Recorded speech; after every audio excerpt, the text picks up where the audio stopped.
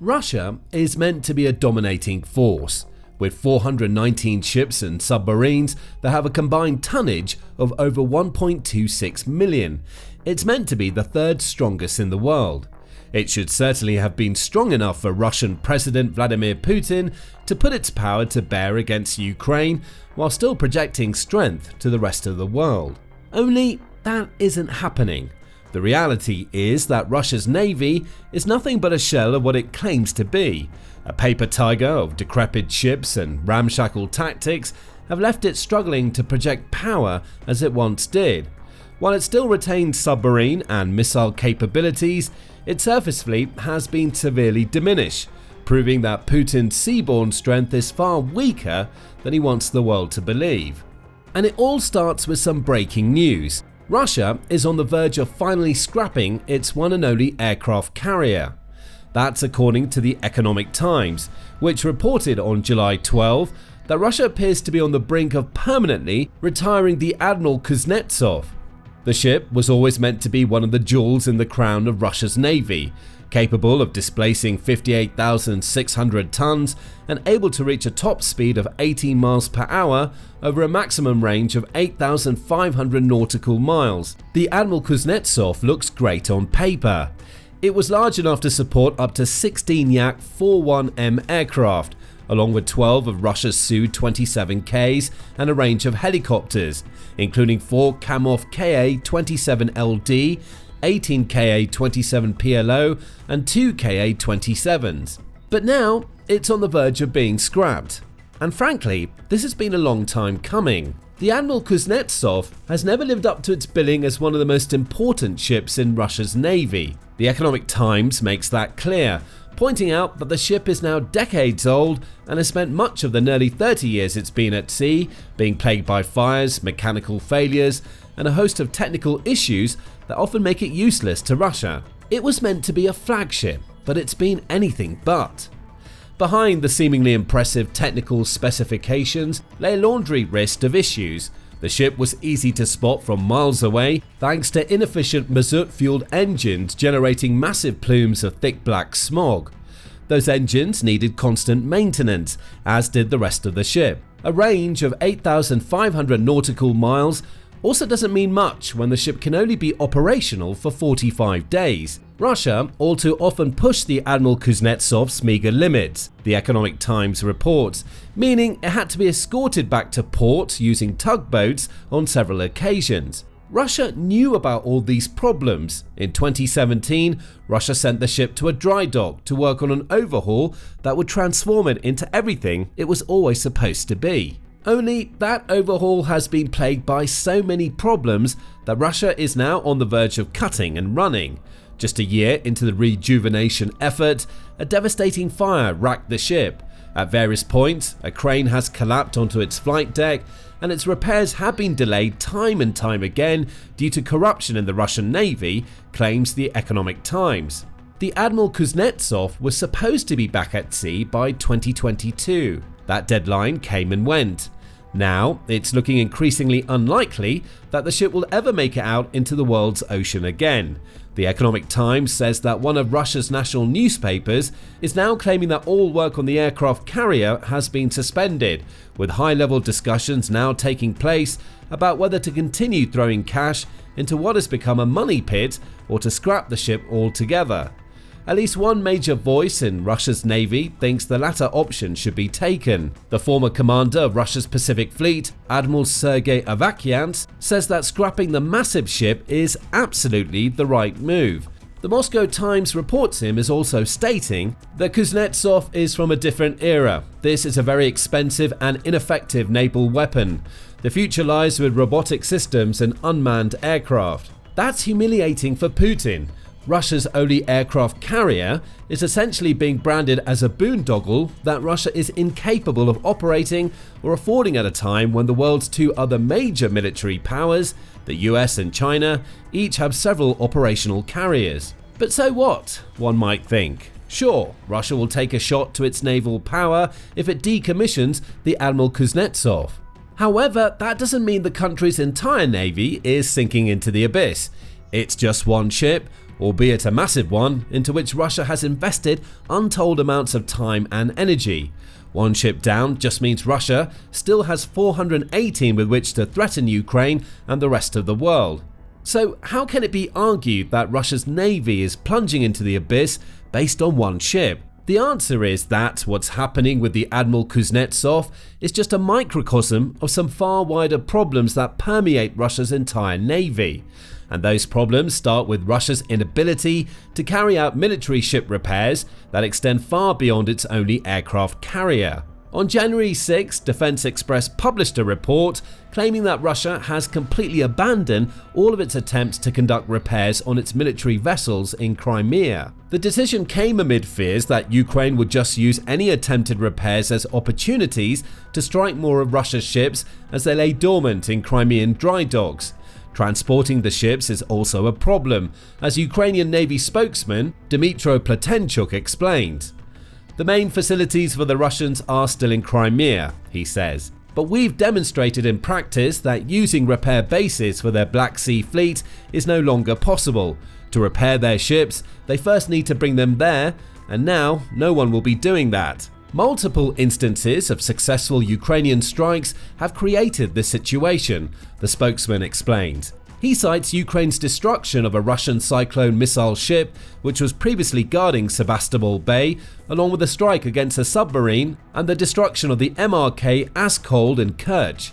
These incidents make it clear to the Russians that using Crimea for repairs is simply no longer feasible. While there are repair facilities in Novorossiysk, they don't compare to the ones left in occupied Ukrainian Crimea, Platenchuk adds. That's a problem for Russia. It means it can't fix ships that it could have otherwise sent back into the Black Sea to cause issues for Ukraine, as will be covered in a moment. But it also showcases just how lacking Russia's ship repair facilities really are. As Platenchuk notes, Russia doesn't have many others beyond those in Crimea, which it only gained because it illegally annexed the peninsula. A country can't do ship repairs when the few facilities it has are overcrowded. The impact of Western sanctions on the ship repair front also can't be ignored. As the Royal United Services Institute points out, sanctions have made it harder for Russia to procure the parts and equipment it needs for overall military maintenance. Even the things it can buy cost a lot more than they did in the past, causing a strain on the country's economy as Putin places his country deeper into the pockets of allies like China. Russia has been forced to prioritize the procurement and repair of armored vehicles and drones, since these have proven to be more tactically relevant than its aircraft, which it's been unable to maintain sufficiently. The same goes for Russia's ships. Russia's only real avenue for using its navy against Ukraine comes via the Black Sea, which is quickly becoming useless to Putin. So, Russia is spending less on keeping its already decaying fleet of ships operational. The Admiral Kuznetsov is just the latest victim. The reality is that both the present and coming years are likely to see Russia decommissioning more of its ships because it simply doesn't have the facilities or the finances to keep them afloat. Add to this the fact that Putin is having to maintain a shadow fleet of ships and tankers that allow him to skirt sanctions.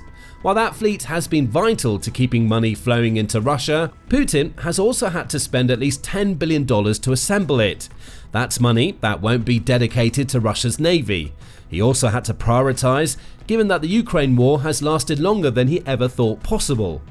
Does he spend money to keep his shadow fleet in good repair, thanks to its revenue-driving capabilities? Or does he spend that money on a navy Russia still isn't really using? The former choice makes more sense than the latter, though it creates a situation in which ships that need maintenance aren't getting it. So, Russia's ship repair situation offers one of the reasons why its navy is sinking into the abyss. But there are others. Take what's happening in the Black Sea, for instance. This body of water has been touched upon already, and Putin had big plans to use the Black Sea to hurt Ukraine. When he started his invasion, he felt confident that his dreaded Black Sea fleet would be able to sail through the sea at will, transporting troops and equipment from Crimea into southern Ukraine, and even conducting missile strikes against his enemy. And Putin was right. For a little while. But Ukraine came up with ways to take out vessels in the Black Sea, using both missiles and seaborne drones. As 1945 explains, this has created an attritional situation in the waterway that is so bad it's already cost Russia 26 vessels that have either been destroyed or damaged to the point where making repairs isn't economical. Those vessels represented a third of the fleet that Putin thought would be an unstoppable force, especially given the fact that Ukraine has no real navy to speak of. It only has 89 vessels, almost all of which are patrol vessels and other smaller ships that offer no competition to Russia's warships. But Ukraine didn't need them to. It crippled the Black Sea Fleet without a navy. As the Atlantic Council points out, the situation in the Black Sea has gone so awry for Putin that the UK's Ministry of Defence was able to declare Russia's fleet functionally inactive as early as the spring of 2024. Russia has all but withdrawn from the Black Sea now, sending its ships as far away from Ukraine as it could to keep them out of the range of damaging missiles and drones. Of course, this also means those ships are useless when it comes to damaging Ukraine. What's happening in the Black Sea has shown Russia's navy to be toothless, as well as increasingly unrepairable. Putin hates that. As the Atlantic Council pointed out in July 2024, Russia's forced naval retreat from Crimea made a mockery of the many threats of escalation Russia's leader has been throwing around, revealing his supposedly mighty naval force to be a non-factor. Ukraine is winning the war at sea, and it's doing so despite barely having a navy. There are other reasons why the Black Sea situation is such a problem for Russia. The Black Sea is quite important for Russia because it's used for shipping oil and gas to Europe and the Middle East. However, with just a ramshackle navy, Ukraine has essentially won the Battle of the Black Sea, the National Security Journal wrote in April. It also points to Putin's nuclear threats ringing hollow. Perhaps those threats were being made because Russia's leader knew how weak his ships were. Better to deter Ukraine with threats than to fight directly. The threats failed, and Ukraine has won in the Black Sea. To compound the problem, Putin can't even reinforce his ailing Black Sea fleet with more ships. That's due to Turkey, which has exercised its right to close off transit into the Black Sea per the 1936 Montreux Convention. Specifically, the country has stopped both Russia and Ukraine from sending warships into the Black Sea. That's not a problem for Ukraine, it didn't have any ships to send in the first place. But for Russia, which has taken a hammering in the Black Sea, not being able to replenish its stockpile of ships is a clear problem. This means the future for the Black Sea Fleet looks bleak. It either stays withdrawn, making it functionally useless to Russia, or it re-enters the Black Sea and gets destroyed piece by piece thanks to Ukraine's drones and missiles. So, the loss of an aircraft carrier, Russia's abysmal ship repair mechanisms, and the Black Sea problem appear to be combining to send Russia's navy into the abyss. But there's more. Coming back to 1945 and its January 2025 piece, the outlet notes that all of this focus on the Black Sea Fleet's fate takes attention away from the fact that Russia was in a terrible naval position long before the Ukraine war started. That may seem like a strange claim to make of a country that Global Firepower says has the world's third strongest navy, but assets and tonnage don't mean much when a country is operating a legacy fleet that has limited capabilities. 1945 breaks Russia's naval capabilities into categories. Its battle cruisers, the two Kirov-class ships Russia has, are symbolically important but are also around 40 years old. One of them has been docked for modernization for over 6 years. It's supposed to re-enter service in 2026, but that seems unlikely given Russia's ship repair situation right now. The Admiral Kuznetsov has a massive list of problems, as already mentioned. However, 1945 also points out that the ship is now functionally useless for another reason. The people who knew how to operate it have been allowed to wither on the vine, as 1945 puts it. In other words, Russia no longer has the specialists it needs to sail its only aircraft carrier, even if it does miraculously manage to repair the vessel. Russian crews and pilots have no way to train to operate such a massive vessel when the only aircraft carrier in Russia's arsenal is docked. Russia's shipbuilding industry is also in shambles, 1945 says, meaning the prospect of replacing its rapidly aging fleet seems almost impossible. That makes sense. If Russia is having so much trouble repairing its existing ships, it stands to reason that it won't be building many. Granted, Putin announced a $98.47 billion program intended to build new ships up until and including 2050 back in April. But that long-term strategy doesn't do much to help Russia's navy right now. Plus, Russia's shaky economic situation puts the country's ability to invest as much as Putin has promised in doubt. After all, Putin will likely be long gone by the time his program is completed. What's to say a future Russian leader won't pull the plug because they need the money Putin committed to fix Russia's economy? More on that later. And then there's Russia's port problem to consider. One of the reasons why Crimea is so valuable to Russia is that the peninsula grants access to ports the country can use year-round.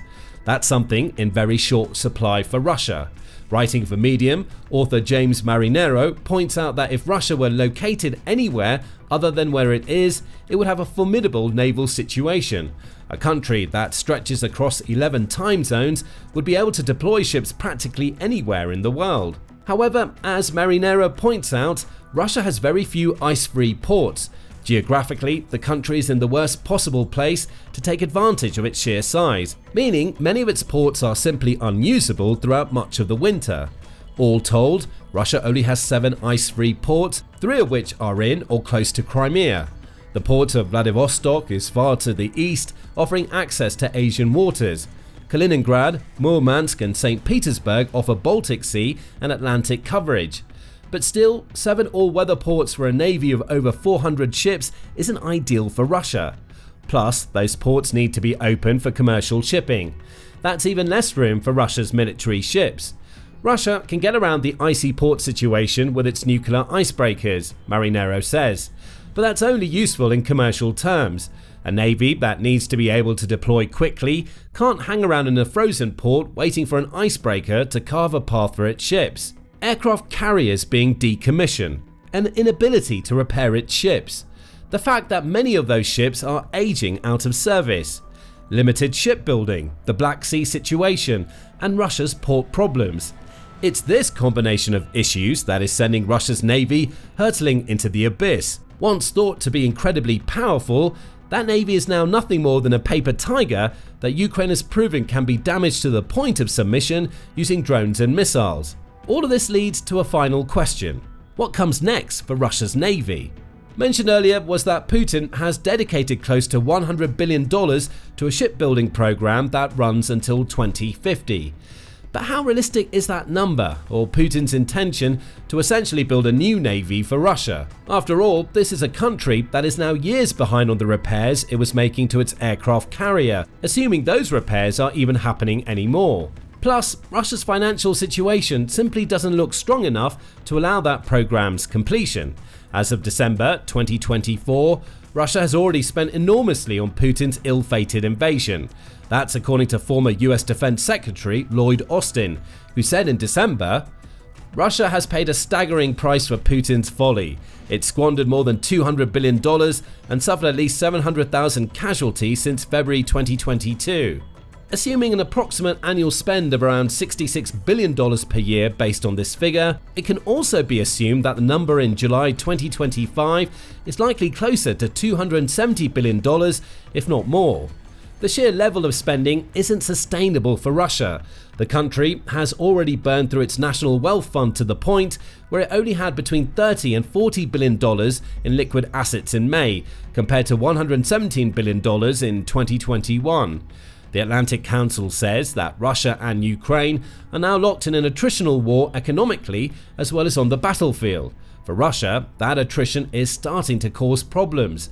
Inflation in the country now stands at 10%, the council says, and it's predicting economic growth of just 1.5% in 2025 after experiencing 4% growth in 2024. Even that 4% is misleading when it comes to Russia's financial health, as it came off the back of Putin transforming his country's economy into one almost exclusively focused on war. Interest rates hover around the 20% mark. Corruption is also endemic in Russia's military, as the council points out. Contrary to common perceptions, Russia doesn't have an overwhelming advantage over Ukraine in terms of military expenditure or supplies, the council says. Russia does spend significantly more than Ukraine, but much of this is in reality stolen by politicians, generals, and Putin's friends. Furthermore, Western sanctions impede the Russian military's ability to innovate. That last point is the kicker for Russia's naval future. With sanctions weighing down on Russia, Putin will have to increasingly rely on the few allies he has left if he's to get the materials he needs for his grand plans for a naval revival. That means relying even more on China, placing Putin further into Chinese President Xi Jinping's pocket. Even if Putin makes that tough choice, Russia's fiscal crunch means there won't be the influx of new ships, and certainly not high-quality ships that Putin has promised. That leaves Russia with an aging navy that's become increasingly irrelevant in the modern age. Scrapping its only aircraft carrier is just a symptom of a much larger problem. Russia's navy is teetering on the edge of an abyss, and it seems like nothing is going to stop it from sinking into deep waters.